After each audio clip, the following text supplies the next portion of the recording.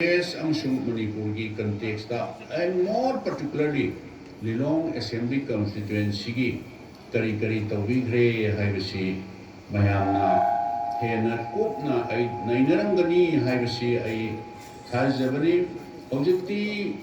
prithvi se suki matik chapat kre the Lilong da leiba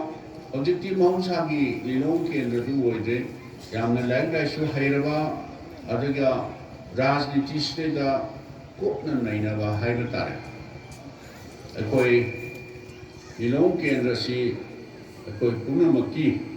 तो मरवाई ना minority की दी यामना चौथों से निगाह होएगा यामना तांगना मफम असिल की मणिपुर की चीफ मिनिस्टर वही किबा अदुगुम्बा केंद्र अमनी कोई नजूर व्यवहार तो जाए हो किबा इलेक्शन दा कोई minority की इस्नाउ सिंसी कोई थोबाल जिन्हें कच्चिंग डिस्ट्रिक्ट है कोई ऑल इंडिया कांग्रेस कमेटी की मैडम श्रीमती सोनिया गांधी ना मात्र नतना कांग्रेस की प्रिंसिपल हाई बता रहे सरकार हमें सीएम में मतंदा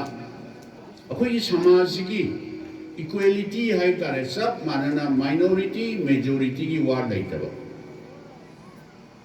न कोई गवर्नमेंट दो minority represent tawrabra nupi gi philal lairabra nupi represent tawrabra haibse sineba any xyz aduna tongan bamni ko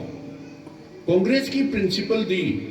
any minority khamde weaker section khamde majority section khamde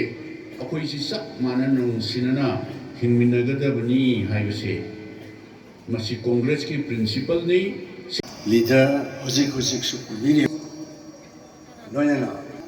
Manipur so took the elections da assembly ki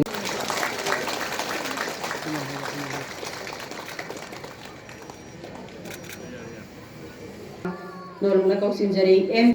ikai khumna jari basri ikai khangamna ngasigi yasi bo puning thokat poina mayam da ki amu ko bam tani jari